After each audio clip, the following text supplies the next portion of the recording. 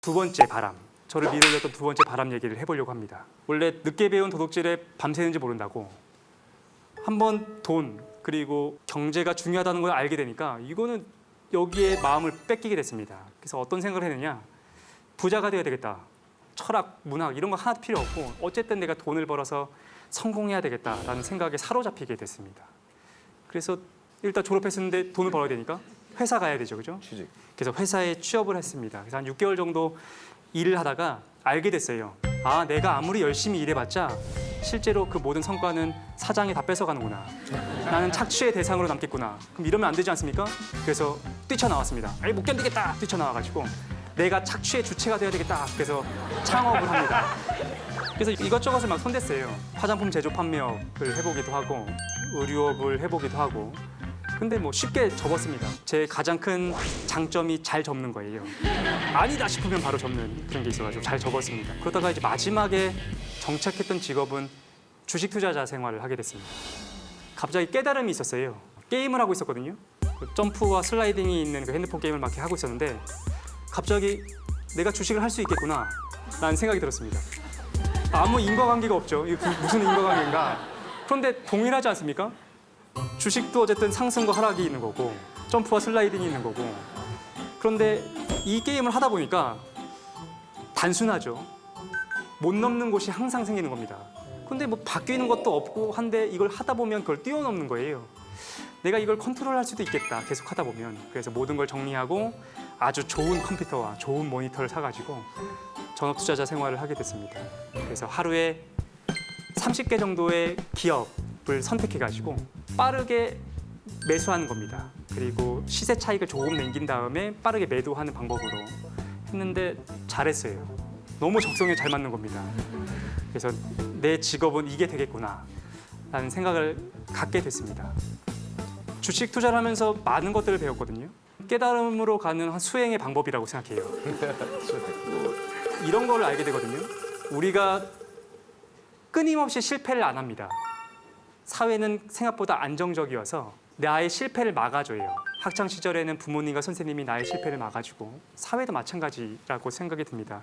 그러다 보니까 자신은 항상 성공한다라는 생각을 품으면서 세상을 살아간다고 생각합니다.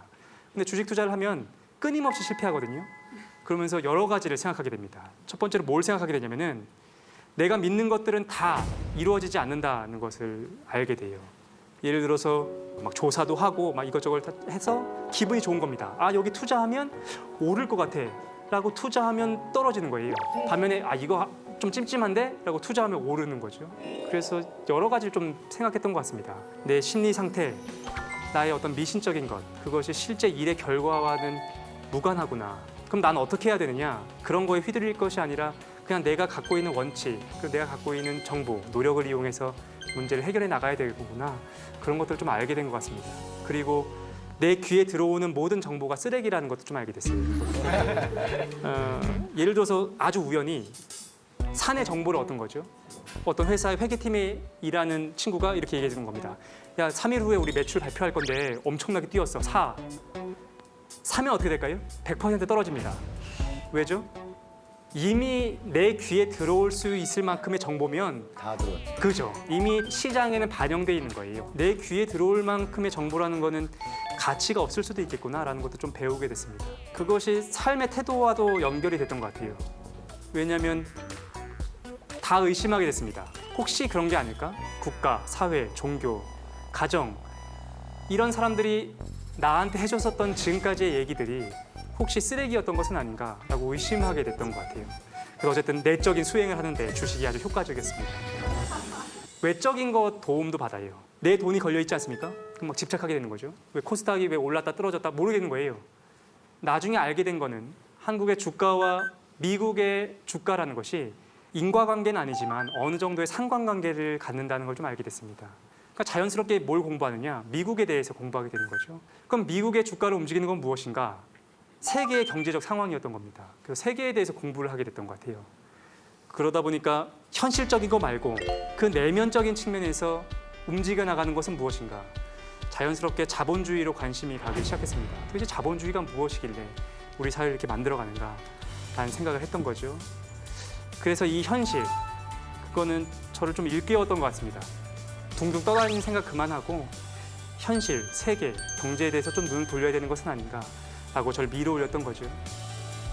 제가 주식 투자를 하고 경제에 대해서 공부하면서 알게 된 아주 중요한 사실이 있습니다. 어떻게 하면 부자가 되는가? 제가 알고 있는 정보를 좀 전달해 드리려고 합니다. 그런데 사실 기대가 안 되죠, 그죠? 야, 그런 게 어딨냐, 막 생각도 들기도 하고 우리가 한두 번 속은 게 아닙니다, 그죠? 이런 얘기 하려고 그러지 마음이 부자여야 부자다. 뭐 가장 큰 투자는 자기한테 하는 거다. 막 이런 얘기 안 할 겁니다.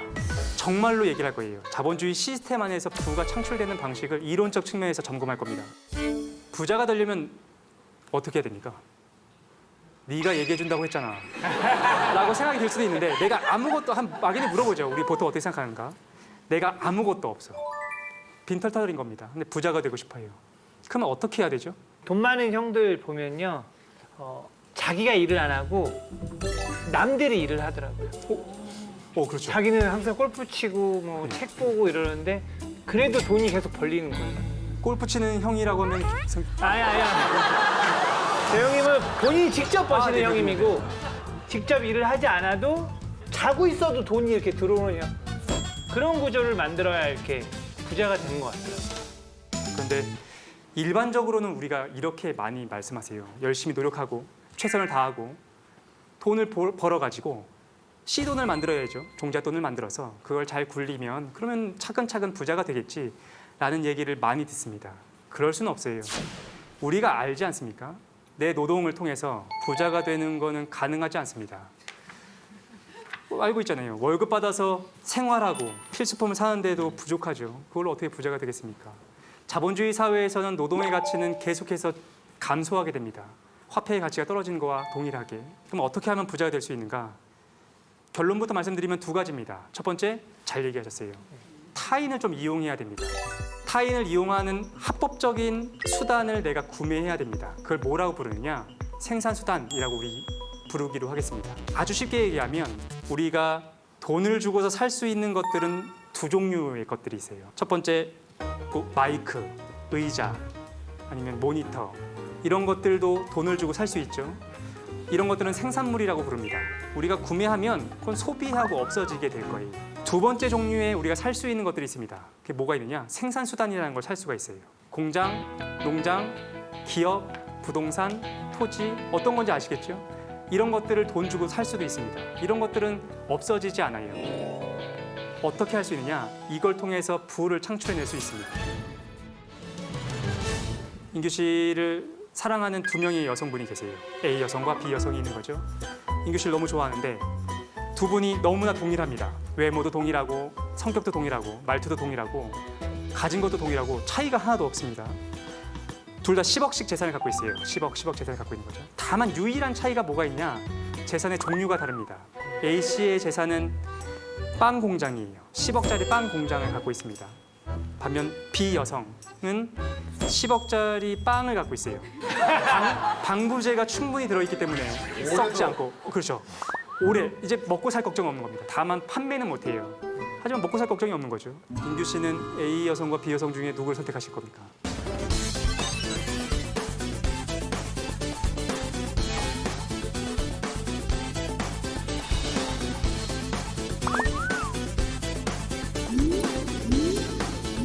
B. 왜 B를 선택하셨습니까? 여자가 너무 돈이 많으면 제가 잡혀 살거든요. 부가 어디에 따를 건지에 대해서는 정확히 말씀하신 거예요. A가 부를 창출한다는 걸 알고 있는 거죠. 우리의 부모님 세대가 부동산에 집착했던 이유도 마찬가지겠죠. 그것이 생산수단이라는 것을 본능적으로 아시기 때문인 겁니다. 생산수단이 왜 중요한가? 핵심은 그겁니다. 생산수단을 내가 구매하게 되면 누군가를 고용할 수 있어요. 그리고 그들의 노동력과 시간, 노력을 내가 이용할 수 있는 겁니다. 당연한 얘기처럼 보이지만 이 얘기를 왜 하느냐? 우리의 시야를 좀 바꿀 필요가 있어요. 예를 들어서 부동산이라고 해보겠습니다.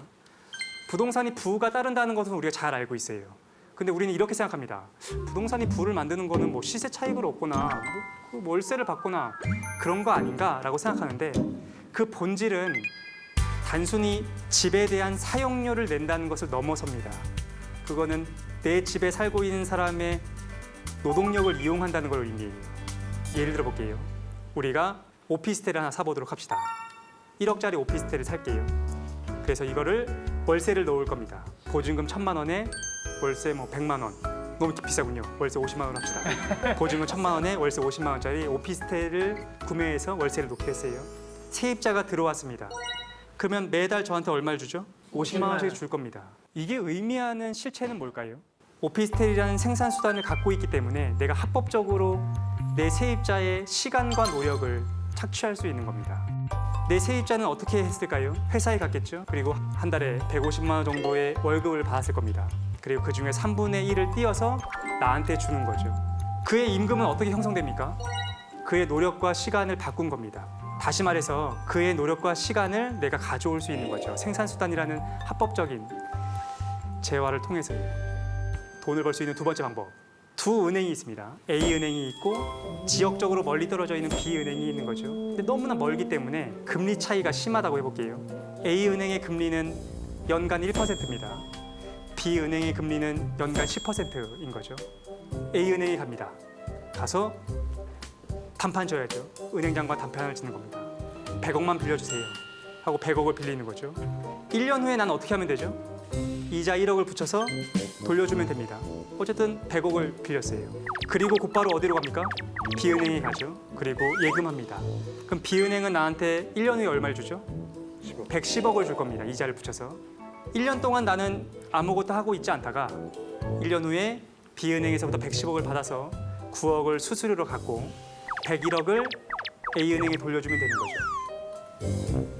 금리를 이용하면 아주 쉽게 돈을 벌 수 있습니다. 나는 1년 동안 얼마를 벌었죠? 9억을 벌었습니다. 난 아무것도 하지 않았죠. 이렇게 돈을 벌 수 있습니다. 그걸 지금 말이라고 하는 거냐? 부자가 되는 법을 알려준다고 하더니 야, 만약에 그런 식으로 돈을 버는 거였으면 개나 소나 다 하고 있지 라고 생각이 들지 않습니까? 사실 그게 문제입니다. 개나 소나 다 하고 있는 게 문제예요. 누가 안 하고 있습니까? 우리가 안 하고 있는 겁니다. 성실한 사람들, 그리고 노동을 통해서 부가 창출된다고 믿는 사람들, 내가 열심히 노력하고 일하면 내가 사랑하는 사람들을 돌볼 수 있을 만큼의 경제력을 가질 수 있다고 믿는 사람들이 그렇게 하지 않고 있는 거죠. 자본주의에 대해서 공부하게 되고 경제에 대해서 공부하게 되면서 갈등이 많이 생겼습니다. 왜냐하면 저도 단순하게 생각했거든요. 열심히 일하면 된다라고 생각했습니다. 그런데 자본주의는 그걸 넘어서 있는 사회라는 걸 좀 알게 됐습니다. 그리고 좀 화가 나기 시작했어요. 왜냐하면 제 주변에는 너무나 좋고 성실한 사람들밖에 없었기 때문입니다. 내 친구들, 내 부모님, 내 가족들은 이렇게 생각하시는 거예요. 노동이라는 건 신성한 거지. 최선을 다해서 살아라 라고 저한테 항상 말씀해 주셨습니다. 그게 아니라는 것을 알게 되고 화가 나기 시작했던 거죠. 어쨌든 우리는 자본주의 사회에 살고 있고 이 흐름 안에서 삶을 마무리해야 되지 않겠습니까? 그렇다고 한다면 어떻게 돌아가고 있는지 객관적으로 이해한 다음에 스스로의 삶의 태도를 좀 정했으면 좋겠습니다. 내가 어떻게 살 것인가, 그리고 내 사랑하는 사람들을 어떻게 살라고 얘기해 줄 것인가를 결정하는 데 조금이나마 도움이 됐으면 좋겠습니다. 늙음이랑 죽음이란 테마는 사실 잘 얘기를 안 하죠. 병원에 가보셨죠? 장례식장 같은 경우는 제일 구석진 곳, 그리고 쓰레기 처리하는데 의료 그 폐기물들 처리하는 근처에 주로 있어요. 간혹 가다 요새 와서는 한두 개가 지하에 있지 않고 지상으로 올라온 경우는 있지만 대개. 오늘 태어난 수만큼 굉장히 많은 사람들이 죽고 있는데 태어난 건 엄청나게 축하를 받고 있고 죽어가는 거는 몇 명이서. 심지어 그런 사람도 많이 봐요. 상갓집에 왜 애를 데려가냐. 그래가지고 외로운 자리 이렇게 되어 있거든요. 근데 길게 보면 아시잖아요. 오늘 태어난 만큼 오늘 죽고 있고. 그리고 더더군다나 우리 같은 경우는 출산율이 현저히 떨어졌으니 아마 오늘로만 따져도 오늘 돌아가신 사람들이 오늘 태어난 사람보다 많을 거예요. 이게 나이 순인가요? 빨리 죽을 순서인가요? 빨리 죽을 순서인가요? 그러네. 너 진짜 제가 먼저 갈게요. 감사합니다. 전 진짜 늙음은 저 어릴 때 리차드 기어를 보면서 희끗희끗한 머리가 너무 멋있어 보이더라고요. 제 머리가 하얘지는 모습을 보면서 와 나도 이제 늙어가네. 약간 뿌듯하더라고요. 그런 마음속에 요 근래에 백내장이 오고 자꾸 목 디스크가 오고 자꾸 이제 어디가 아파요. 제가 머리가 하얗고 외모적인 것만 늙은 거에 대한 공경을 했지 자꾸 아프다 보니 죽을 때 길게 아파서 돈을 많이 쓰고 죽으면 안 될 텐데 그냥 이런 현실적인 생각을 좀 합니다. 솔직히 죽음에 대해서. 우리나라 착한 남자들의 하나의 전형이시죠. 자기 아픈데 돈이 많이 들어가는 건 온당치 않다. 예. 이 돈이 애기들한테 돌아가야 되겠다. 예. 자기 죽음이라는 것을 저렇게까지 생각하시면 성숙한 거예요. 지금 거의 뭐 저 정도면 거의 스님이시죠. 거의 스님이시죠. 그게 저는 늙음의 좀 안 좋은 점을 이렇게 생각했어요. 나이 많으신 분들은 되게 변화하기 싫어하신다. 그런 안 좋은 특징이 머릿속에 있었는데요. 문득문득 제 안에 어른들의 나쁜 점이 이제 조금씩 보이는 거예요. 나도 변화하기 싫어하는 것 같고 안 될 거야라는 생각도 할 때도 있고 내 자신에 대해서 어떻게 해야 그렇지 않게 늙을 수 있을까? 죽음은 어때요? 죽음이요? 죽음은 생각 별로 안 하시죠, 젊으셔서. 죽음은 사실 네 아직은 막 와닿지는 않아요 많이. 저는 아들이 하나 있는데요. 너무 힘든 거예요, 육아가. 그래서 작년과 다르게 체력도 좀 떨어지고 눈가 주름도 좀 진해지는 것 같고 아, 내가 점점 늙어가고 있구나라고 생각이 드니까 좀 속상하더라고요. 그러던 중에 제가 장인 어르신하고 영상 통화를 할 일이 있었는데 아버님 오늘따라 이제 흰머리가 좀 많으시네요라고 했더니 내가 늙어야 손주 지수가 클 거 아닌가 그렇게 생각이 드니까 그 나이 듦에 대해서 자유로워졌다고 해야 되나 그런 생각이 좀 들었어요. 일단은 저 늙음부터 좀 얘기를 좀 해야 되는 것 같은데 자본주의 아시죠? 특히 산업자본. 산업자본이란 게 뭐냐면 공장에서 물건을 만들어서 신제품을 만드는 거예요. 여러분들 스마트폰 같은 거 있잖아요. 그게 다 망가져가지고 사질 않아요, 지금은. 이전에는 낫 있죠, 낫. 낫 있으면 낫을 언제 바꿀 것 같아? 사용 못하면 바꿨잖아. 예. 지금은 예를 들어 옷은 언제 바꿨어요, 옛날에는? 못 입게 되면 바꿨다. 근데 여러분들 지금 옷이 몇 개나 있죠, 집에. 신발도 몇 개나 있죠. 신상품이니까 사는 거예요. 산업자본의 핵심이 뭐냐면 그래서 모던한 사회다라는 모던이라는 말이 모데르나라는 라틴어는 새롭다라는 소리야. 새로움이 이제 존중이 되는 거죠. 예전에는 마을에 무슨 일이 있었잖아요. 아주 특이한 일이야. 한 번도 마르지도 않았던 호수가 말랐어. 농사도 짓고 밥도 먹어야 되는데. 그러면은 어른 찾아가잖아요. 어른. 촌장들이 짝짝짝짝 하면 어른이 이렇게 앉아가지고 허리 이렇게 구부러질 어른 있잖아요. 이렇게 말도 못 알아들으면. 그래서 거기 족장이 딱 가서 이렇게 인사를 하죠. 마을에 이장 같은 사람이. 어르신, 지금 마을에 우환이 있어요. 이런 일이 없었는데 최근 1, 20년 동안 물이 완전히 말랐어요. 그러면 그 어르신이 이런다가 그러니까 지금으로부터 약 80년 전에 이런 일이 있었다. 그때 마을에 제일 예쁜 여자아이를 뒤쪽 산 동굴에 있는 곰한테 던져줬더니 비가 왔다. 그러면서 봤죠? 예. 왜요? 제일 많이 겪었던 사람이야. 변하지 않아요. 아이가 딱 태어나면 나이 들어서 성장하고 결혼하고 그 할아버지처럼 죽어.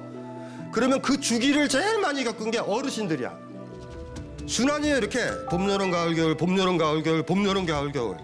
60번 겪었던 사람과 20번 겪었던 사람 중에 누가 더 지혜로워요? 60번. 왜냐면 예외도 다 겪었으니까. 그때 어른들이 존경받아요. 자본주의가 들어오면서 문제는 뭐냐면 어른들이 존경을 못 받아. 왜냐면 주 타켓이 젊은 사람들이에요. 새로운 걸 좋아하는. 여기 저 나이 드신 분들 있죠. 전자제품 사보셨지? 전체 설명서를 다 보실 수 있는 사람 손 들어봐. 그거는 젊은 것들만 가능해요. 우리는 간략 설명서를 봐. 보는 것 자체가 귀찮아요. 어디 여행 가면 놀라운 일이 벌어지는데 스마트폰 있죠. 스마트폰이 소리가 똑같아. 왜냐하면 우리 세팅을 못해요. 그래서 내전한지 알아. 재밌는 게 있어요. 그래서 우리 저 돌아가신 아버님이 제일 힘들었었던 게 뭐냐면 할아버지시잖아. 그러니까 이제 바둑을 좋아하셔요. 그래가지고 그 당시에 컴퓨터에 게임이 있었어요. 게임. 그래서 가르쳐드려서 사이트에서 제 이름으로 다 등록을 이렇게 해가지고 요게 아이디예요. 요거 쳐세요. 그래서 아이디도 저장해놓고 이랬는데 아버님이 안 하세요. 못 하시더라고. 더블 클릭이 안 되죠. 더블 클릭은요 축복받은 능력이야. 이거 될 것 같아요? 어르신들 이거 안 돼요. 이걸 연습을 많이 시켜야 돼. 더블 클릭. 그리고 나중엔 되셨어요. 되셔가지고 이제 사이트에 가서 하고 바둑 프로그램은 이렇게 지면은 자기 등급이 떨어지거든. 그래서 저희 아버님은 컴퓨터를 끄고 도망가시고 상대방 아저씨가 저한테 전화를 걸어. 제 이름으로 돼 있으니까. 그렇게 매너 없이 그런 인간이 어딨냐고. 그래서 죄송합니다 어르신. 저희 아버님한테 연락하지. 도망가지 좀 마. 저희 아버님이 컴퓨터를 못할까? 따라가기가 힘든데 제품을 그렇게 만들질 않아요. 자본주의가 들어오면서 구매력이 제일 좋은 게 젊은 사람들이야. 그래서 학원에 애들이 많이 가잖아요. 그러면 연예 프로들이 밤으로 가. 예능 프로가 뭐가 중요해요? 예능 프로 앞뒤에 있는 CF들이 더 중요하지. 아침에 할머니들이 보는 그 프로 있잖아요. 아침 프로. 새벽 6시, 7시. 거기 제품들 보신 분 있어요? 젊은 사람들이 보는 거는 이렇게 청소기 선전을 하잖아요. 네. 청소기 가지고 뭐 잘 빨린다 이런 거 아니잖아. 행복한 얼굴로. 이것만 살면 사랑받은 부인이 될 것 같아. 근데 아침 프로는 뭔지 아세요? 어른들의 세계는 청소기로 볼링공을 들어요. 흡입해서. 이래야 사, 어른들은. 근데 돌아보면 그렇잖아. 왜 볼링공을 청소기로 들어? 그냥 들지. 처음에 이 옷 좋다, 저 옷 좋다 해서 패션 뭐 저 연예인이 이거 입고 하니까 멋있다. 막 이래서 막 사들이다가 나중에 어느 순간에 오지. 속았다. 어떨 때는 미니스커트, 어떨 때는 긴 거. 5년 지나면 다시 미니스커트로 돌아와. 색깔도 바뀌는 거 알죠? 그러니까 그걸 한 번 겪으면 이런 거야. 그래, 이 옷으로 11년 뒤면 요거 새롭다. 많이 겪으니까. 그러니까 젊은 친구들은 다 새로운 거예요. 나이 드신 분들은 물건을 많이 써봤기 때문에 가소비를 안 하셔. 이게 의미 없다. 그러니까 우리의 집중은 뭐냐면 여러분 젊은 사람들한테 간다고. 어차피 구매력이 있는 사람들이 이 사람들이니까. 약간 이제 늙었을 때 새로운 문물을 받아들이면서 젊은 분들과 함께 같이 살아가기 위해서는 어떻게 소통해야 되는지에 대해서는 좀 얘기해 주시면 좋을 것 같은데. 정직이죠. 그러니까 기회를 젊은 세대들한테 줘야 돼요. 내가 잘하리라는 편견을 버려라. 나 못해. 그걸 부끄러워하지 않아야 돼요. 그러니까 가장 큰 문제가 아는 척하는 거잖아. 예? 자기는 할 수 있는 척. 그래서 이 세상에 제일 지혜로운 사람, 많이 배우는 사람은 이제 모르면 모른다고 해요. 많이 배워도 난 그거 몰라. 이건 네가 좀 해줘. 왜냐하면 충분히 있죠. 도와줄 용의가 있는 사람들이거든. 근데 다 아는 척처럼 그런 거 뭐 할래 지가 뭐 이런 거나 못하면서 자기한테 정직하게 모든 인간관계에서 소망스러운 관계를 맺으려면 아는 척 그렇게 하면 안 돼요.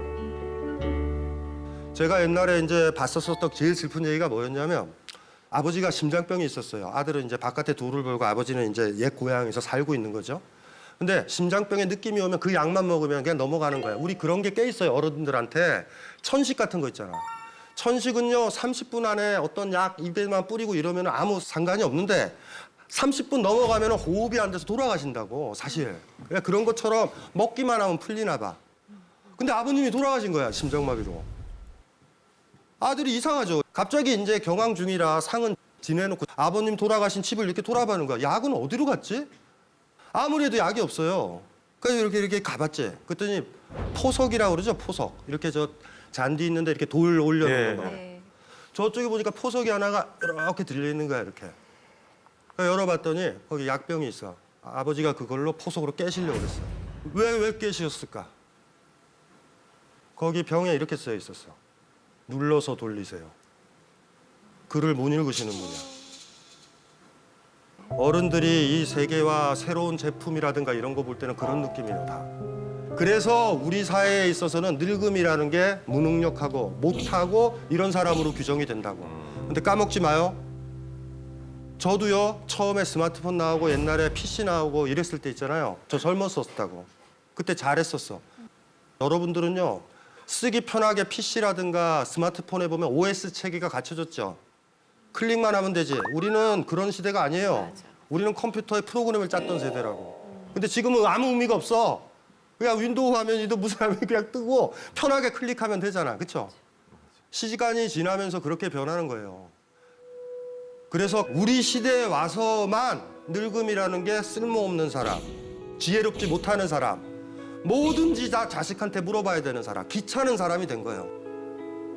부모님들이 여러분들한테 물어볼 때 있어요. 분명히 이거 어떻게 해? 그럴 때 여러분이 너무 쉽게 그러죠. 엄마 이거 이렇게 엄마 보고 만지게 해야 되는데 여러분이 해서 주잖아요. 구박하면서. 그럴 때 어머니가 느낌이 어때? 이런 젠장을 들어서 못하겠다. 그러면 나중에 버거덕거리는 거야. 사지도 못하고 여러분이 물건을 사줘도 그냥 가지고만 계시는 거야. 그래서 어느 순간 나이 드신 분이 이렇게 돼. 늙으면 짐이 된다. 애들한테 물어보지도 않는다고. 왜 그거 안 가르쳐줘요? 안 가르쳐주니까 못하죠. 나중에는 아무것도 못하신다고. 보라님도 나중에 그거 느낄 거야. 본인이 못 쫓아가겠다. 제가 얼마 전에 고등학교 동창 친구들을 만나가지고 야, 마음은 우리 고등학교 때랑 똑같은데 벌써 우리가 이제 30이 넘었네. 막 이런 얘기를 했어요. 그래서 그걸 집에 와서 엄마한테 애들이랑 이런 얘기를 했어요. 이런 얘기를 하니까 어머니가 야, 나도 마음은 20대인데 지금 엄마가 돼 있고 할머니가 돼 있고 이렇게 막 이제 몸도 아프고 그래. 그런 얘기를 하시더라고요. 그러니까 이런 게 화장품 파는 업체에서 만든 메커니즘인데 거울을 이렇게 봤을 때 여러분의 기준은 20대의 얼굴이야. 네. 그 20대의 얼굴에 비춰봤을 때 40대의 얼굴은 하자가 있고 부재하고 결여돼 있어. 그걸 메꾸려고 그런다고. 마음은 20대인데 몸은 이렇다. 근데 어머니가 건강해지면 이런 거예요. 지금 연세가 어떻게 되세요? 환갑. 환갑이잖아. 아유 60 먹은 이 얼굴이 그대로 사랑스러워 보여야 돼. 아이고 재밌다. 나이 드니 이렇게 머리가 생겼네라. 젊은 시절 흉내 내려고 수술하고 머리에다가 염색하고 이거랑은 달라요. 보라님이 그렇게 얘기해야 돼. 엄마 지금 너무 예뻐. 이렇게 60답게 예쁜 게 어딨어. 왜냐하면 어머님의 지금 나이가 지금 현재란 말이에요. 근데 어머님이 자꾸 20대를 가지고 지금 보게 되면 부정이 되잖아. 그럼 그거 좋아하는 게 뭐냐면 의료업체, 다이어트 업체, 귀금속 업체. 어느 시인이 이런 얘기를 했다고. 여인네가 나이가 들어가면 귀금속이 많아진다. 자기의 젊었던 부분을 반짝이로 집어넣으려고. 간혹가다 그런 분 맞죠? 이렇게 현란하게. 백도 막 샤넬인데 몸에는 안 어울리셔. 근데 그게 다 커버를 하는 거야. 그럴 때 어머니가 만약에 그렇다면 우린 얘기해야 돼. 엄마 너무 예뻐. 엄마 머릿속에는 20대 그것만 있어? 10대도 있었고 50도 있고 60도 있고 엄마 70도 있는 거야. 그걸 그대로 방치하면 70대시면 더 슬퍼하지서. 자기를 부정해. 60에 할 거를 하셔야 되잖아. 근데 거울을 보면서 하자가 보이는 거지. 그래서 그렇게 얘기했을 때 어머님이 내 마음은 20대인데 몸은 이렇다 그럴 때 엄마 와 이 주름 근사하다. 나도 나이 들면 이런 주름이 생길까라고 얘기를 해줘야죠. 제 제자 중에 제일 감명 깊었던 제자가 이러더라고요. 강의장에서 다른 강의장 가려고 KTX 타러 가는데 픽업을 해줬어. 근데 그분이 저한테 이러는 거예요. 선생님 60 먹은 여자의 맨 얼굴 보셨어요? 이거예요. 화장도 안 하셨어. 그닥 좋지는 않았어요. 제가 봤을 때. 화장했으면 좋겠어. 근데 제가 좋아하는 건 안 부끄러운 거예요. 아, 근사하다. 그분을 간혹 보고 싶어요. 또 보면 그럴 거야. 더 나이 드셨으니까 4, 5년 전이니까 선생님 65세 된 여자의 맨 얼굴 보셨어요? 아유 어제 본 내 얼굴도 좋고 오늘 본 내 얼굴도 좋네. 아 10년 지나서 내 얼굴 보면 얼마나 예쁠까? 아 나이 드는 게 이런 거구나. 이런 거. 나이 드는 건 저주가 아니니까. 그러니까 칭찬을 많이 해주셔야 돼. 네. 엄마 진짜 너무 예쁘다. 나도 그런 나이 될 수 있을까? 그렇게 예쁠 수 있을까? 이랬으면 좋겠어요. 그 영화 보셨나요? 최근에 나 다니엘 블레이크. 컴퓨터로 들어가서 실업수당 이런 거를 하려고 그러는데 이게 안 되시는 거야. 그래서 찾아갔더니 거기 있는 사람이 해주면 되잖아. 아, 해주면 안 된대. 그 컴퓨터를 배워서 하래. 나중에 화가 나가지고 벽에다 써요. 나는 다니엘 블레이크다. 그래서 영화 제목이 나 다니엘 블레이크예요. 거기 봐도 자본주의 발달한 영국에서 한 할아버지가 어떤지. 300년 전만 해도 나이 들었다라는 건 최고의 지혜였어. 그런데 300년 전서부터 지금까지는 어떻게 된 거냐면 신제품을 쓸 수 있는 게 젊은 사람이야. 신제품이 나왔다라는 건 무슨 소린지 알죠? 내가 가진 것들이 낡았다라는 거야. 이 시대이기 때문에 늙어간다라는 게 저주받고 무능력하고 무기력하다고. 자, 그런데 그럴까라는 거죠. 기계 제품과 관련돼선 그러할지라도 여러분이 큰 인생사가 겪었을 때 그때가 오면 아버님, 어머님이 얼마나 강렬한 사람인지 그때 아실 거예요. 나 같으면 미치고 팔짝 뛸 일인데 얘야 진정해라. 이건 이렇게 하는 거다. 그때가 올 거야. 그 영역도 또 있어. 그거 알 때쯤 되면 또 그 자식도 늙었다. 스마트폰 잘 못 만질 때. 얼마나 부모님들이 위대해요. 할아버지, 할머니, 부모님한테 할아버지, 할머니도 다 떠나보냈잖아. 여러분들은 죽음을 몇 분이나 보내봤어. 여러분들 할아버지, 할머니는 여러분보다 수십 배 더 많이 보냈다고. 더 많은 상처를 겪었고 전쟁 못 겪었잖아요. 전쟁이 어떤 건지도 할아버지, 할머니들한테 배울 수 있지. 얘들아, 전쟁은 일어나면 안 된다. 전쟁은 승자도 없다. 이 얘기를 할 수 있는 사람들. 사실 그런 어른들만 제대로 계시면 저 같은 사람이 필요 없어요, 사실. 제가 어쩌면 그 역할을 하는지도 몰라요. 그 할아버지들, 그 할머니들, 돌아가셨던 분들의 이야기들 있잖아요. 그 얘기를 하고 있는지도 모를 것 같다. 자기 삶에서 가장 중요한 일들은 여러분들 나이 드신 분, 늙은 사람들 손을 잡을 것. 기계 제품이나 이런 외적인 것들은 여러분들이 잘 만질지라도 그래서 서로 교환했으면 좋겠어. 내가 새로운 제품을, 새로운 약병을 그분들한테 가르쳐주고 그분들한테는 삶의 지혜를 배우는 식으로. 그리하면 우리 사회에 어떻게 되냐면 늙음이 결코 부패의 느낌은 아닌 거야. 무능의 느낌은 아니게 될 거예요. 늙음에 대해서 이렇게 얘기를 한 이유가 뭐냐면 이렇게 해서 늙음을 저주받고 외롭고 가족과 동떨어진다 이렇게 만들어 놓고 그들은 뭐 하냐면 보험을 팔아요. 자본주의는 냉정한 곳이거든. 아무도 너희를 안 돌보니 네 돈 모아라. 그리고 너희들의 나이든가 병듦, 죽어감에 대해서 너희가 책임져라. 자식은 안 돌본다. 바로 설득되는 거예요. 왜냐하면 여러분이 돌보면 보험은 뭐하러 들어? 저쪽에 남태평양 섬은 이리 살아요. 젊은 세대들이 물고기를 잡으러 가지. 막 잡아오면 할아버지들이랑 아이들이 달려들어. 그리고 나나가 부끄러워하지도 않아. 우리 식으로 따지면 이해가 안 되지. 일도 안 했던 것들이 막 가져가. 그런데 그걸 가지고 뭐라고 안 그래요. 왜냐하면 그 나이든 할아버지 가져간 사람들 있잖아. 옛날에 우리한테 물고기를 줬었던 그 사람들이거든. 저 어린아이들은 누구냐면 앞으로 물고기를 잡아줄 아이들이거든. 이렇게 살면 보험이 무슨 필요가 있어요. 여러분들이 그렇게 속으면서 끝내 했던 게 뭐냐면 연금 들고 보험 들고 한번 잘 살아보겠다고 어떻게 대충 보장도 못 받지. 생명보험 들어서 뭐야 어차피 죽었는데. 옛날에 그런 거 들었었나? 들지 않았죠? 그냥 업어줬다고.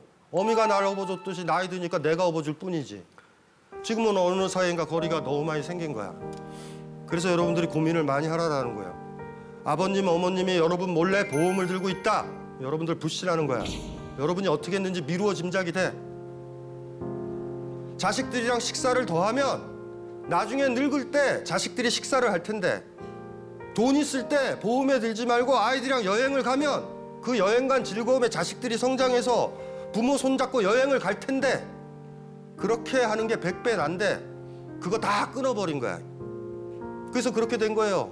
안 돌볼 거예요. 나중에 부모님 나이 들고 치매 걸리면 요양병원에다 지. 사랑한다고 함부로 하지 마세요. 부모님을. 그때 가보자. 그때 가봐야 알아요. 내가 요양병원에 놓는 사람인지 아닌지. 지금 오바들 하지 마세요. 그게 만만한 작업이 아니에요. 그게. 왜냐하면 우리 구조가 그렇게 만들어져 버렸어요. 지금. 우리 그거랑 싸워야 된다고. 늙음에 대해서. 제가 남태평양 섬 이야기 해줬죠 방금? 그렇게 하면 되잖아. 인간이 인간끼리 도울 수 있는데 왜 거기다가 돈을 집어넣어가지고 엄한 일을. 너무 슬퍼요. 자식들은 설명도 안 해주고 귀찮아하고 이러니까 나는 나를 챙겨야 된다. 이래가지고 돈 모으고 있다고. 여기 모으시는 분들 있죠? 잘못 생각하시는 거예요. 그 돈을 왜 모아? 뭐 가져갈 거예요? 뭐 할 거야? 돈에 집중하면 그렇게 돼가지고 그냥 아마 늙어 죽을 거예요. 병원에 투여돼서. 비싼 데는 갈 거야. 돈 많이 모아놨으니까. 좋겠어요. 비싼 데 가서. 제가 뭘 안타까워하는지 이해되시죠? 예.